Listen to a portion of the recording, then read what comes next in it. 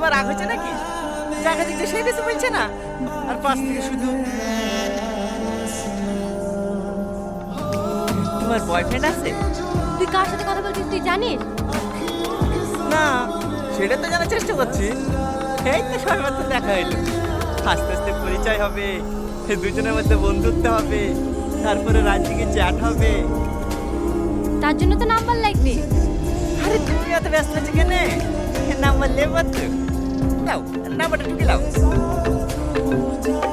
আরে লজ্জা পাচ্ছ কেন? দাও আমাকে দাও, আমি ঢুকে দিছি। এবার কিন্তু বেশি বেশি হয়ে যাচ্ছে। তুমি অত ক্যাটকেট করছো কেন গো?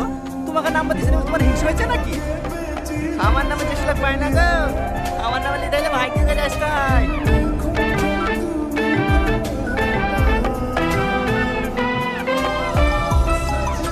এই তো চলে এসছে। সরি, তোমার নাম্বারটা নিয়ে নিলাম, কিছু মনে করো না। হ্যাঁ, মাঝে মাঝে ফোন দিলে ফোনটা রিসিভ করো। আচ্ছা, তুমি কি সব মেয়ের সঙ্গে এরকম ব্যবহার করো? না না, মাই দিবি কেন জানি না, তোমাকে আমার প্রথম দেখাতেই ভালো লেগে গেছে।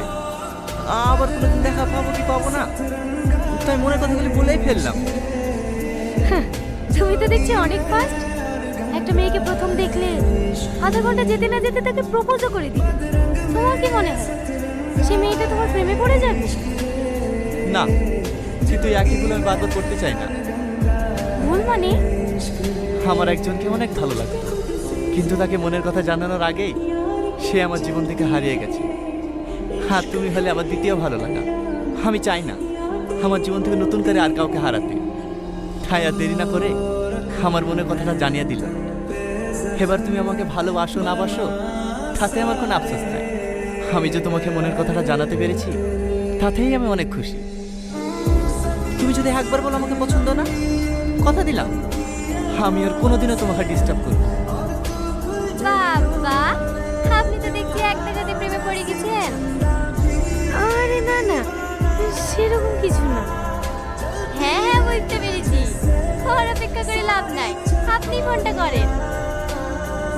করবো, করেন না।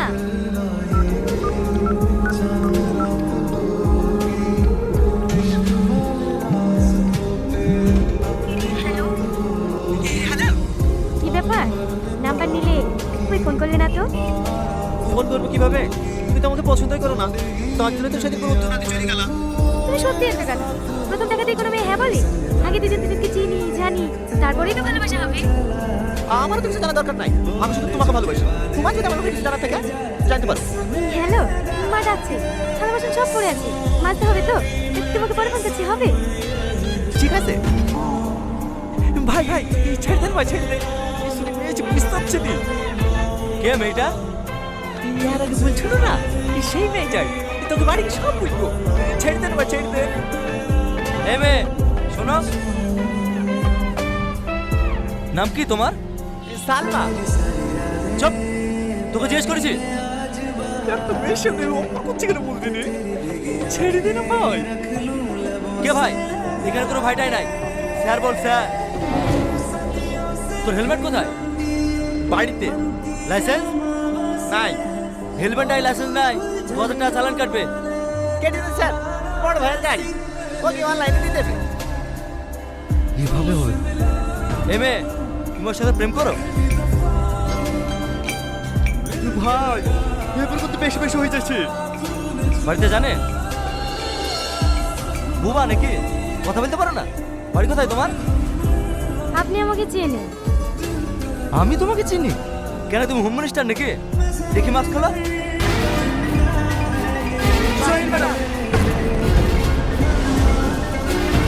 এটা কে? আরে ও মানুষ, এটা আমার রোসি।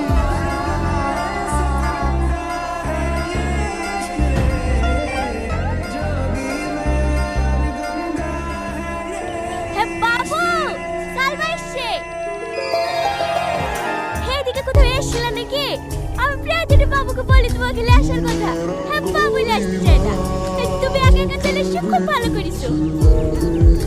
কি বাবা সালমা, তুমি হঠাৎ করে আমাদের বাড়িতে? হ্যাঁ, আমাদের গ্রামে কাউকে অ্যারেস্ট করতে এসে নাকি?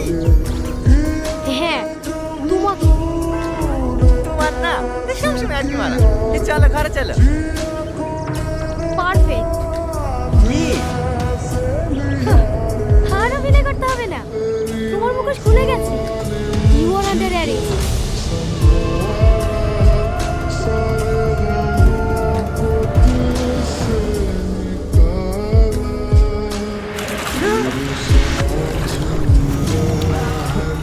অভিনয় অভিনয় করিস আমার সামনে?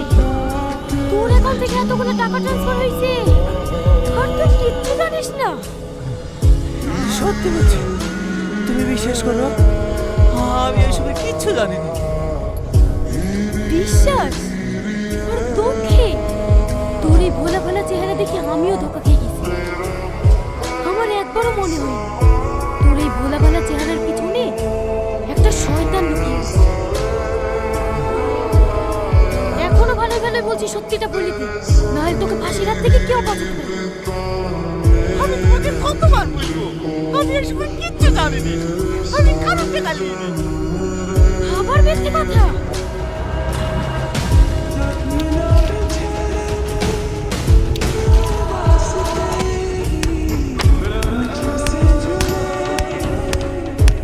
কি হলো মার?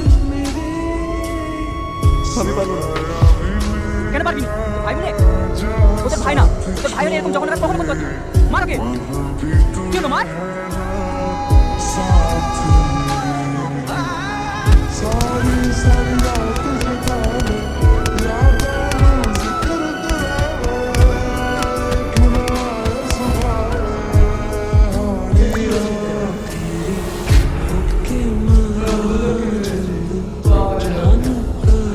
মানে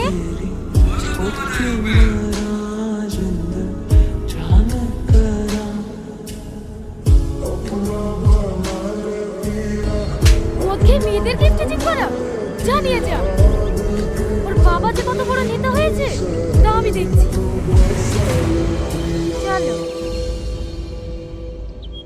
আচ্ছা সালমা, তুমি তো পুলিশ।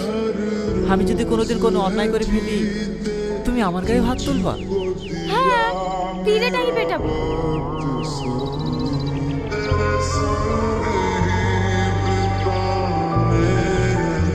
কি হলো, দাঁড়িয়ে গেলে যে? বাড়ি যাবে না? যাচ্ছি।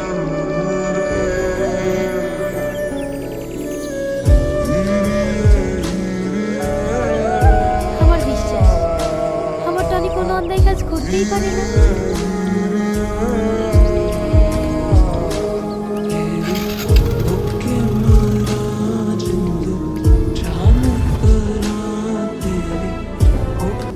তুই কি ভাবছিস এসব নাটক করলে তুই ছাড় পেয়ে যাবি? আমি নাটক করছি না সালমা। তোমরা যদি আমাকে মেরেও ফেলো না তবু আমি শুধু একটা কথাই বলবো, আমি এসবে কিচ্ছু জানি না। দেখো, আমি তোমাকে একদিনের জন্য হলেও ভালোবেসেছি। তুমি এভাবে পড়ে পড়ে মার খাচ্ছ, কষ্ট পাচ্ছ, আমার খারাপ লাগছে না বলো? তোমার অ্যাকাউন্ট থেকে এতগুলো টাকা ট্রান্সফার হয়েছে, তার সমস্ত এভিডেন্স আমাদের কাছে আছে। তোমার বাঁচানোর কোনো উপায় নাই। তাই তোমাকে বলছি, তোমার সাথে কারা কারা ছিল নামগুলো করে দাও। আমি তোমাকে কথা দিচ্ছি, ফাঁসির হাত থেকে আমি তোমাকে বাঁচাবো। আচ্ছা সালমা, আমি যদি শব্দ স্বীকার করিলি তুমি খুশি হবা? হ্যাঁ, তোমার সাথে কারা কারা ছিল বলো? কেউ ছিল না, সমস্ত কাজ আমি একাই করতাম। এবার তুমি খুশি তো? নাটক নাটক করছে, নাটক। ম্যাডাম আবারও স্ক্যাম। মানে এই মেয়েটার অ্যাকাউন্ট থেকে 3 লাখ টাকা চুরি হয়ে গেছে। কখন? এই তো এক ঘন্টা আগে একটা ওদের নাম্বার থেকে আমার বলে ফোন এসেছিল। আমার অ্যাকাউন্টে 3 লাখ টাকা ছিল, সব কেড়ে নিয়েছে। টনি তো লকআপে, তাহলে স্ক্যাম করলো কি?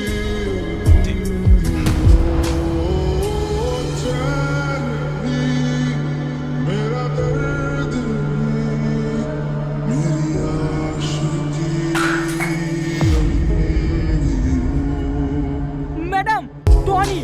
কি হয়েছে টনির? ও হসপিটাল থেকে যে ওষুধগুলো দিয়েছিল সব একসাথে খেয়ে ফেলেছে। ও মনে হয় আর বাঁচবে না।